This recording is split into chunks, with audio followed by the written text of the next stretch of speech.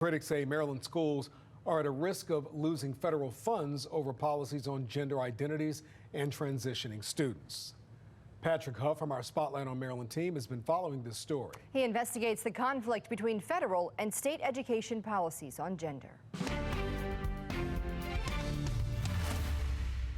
The Maryland State Department of Education requires that public schools provide access to the restroom that corresponds to the student's gender identity. The same goes for locker rooms and sports teams. Here's one example. Fox 45 News reported this month on a sign at Old Mill High School that declared students have the right to use the bathroom that matches their expressed gender identity, an issue the federal government may soon investigate. Oh, it's of huge concern at the Department of Education. That's Julie Hartman, a spokeswoman for the U.S. Department of Education.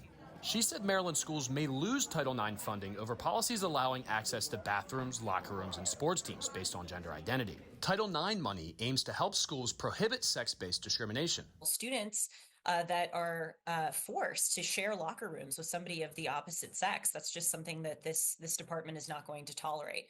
And so if schools continue to violate Title IX and fail to come into compliance with the sex-based protections of Title IX, then absolutely their federal funding is at risk. We took this federal warning to Maryland State Superintendent of Schools, Carrie Wright, on Tuesday. Is this something you're concerned about, and are you looking to edit this policy?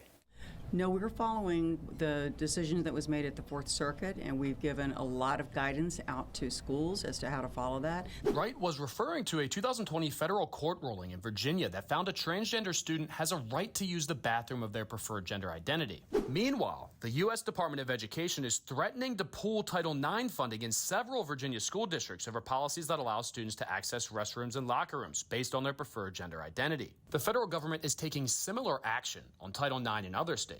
Are you concerned about what's happening in other states based on similar policies, like in Virginia, Maine? They just put one out in Minnesota where they're hinging it on Title IX funding. I think every state's got to make its own decision, and I think that's what some of my colleagues have done. Hartman said MSDE should change course to avoid a potentially similar conflict. My message from the department is that leaders in the federal government have an obligation to make sure that taxpayer funding is not sponsoring discrimination against American students. We'll continue to monitor policies on different gender identities in Maryland public schools, and we'll follow whether these schools lose federal funding. For Spotlight on Maryland, I'm Patrick Huff. I'm Kai Jackson. Thank you for watching. Here's another video to watch. Also, please take a moment to subscribe to our channel.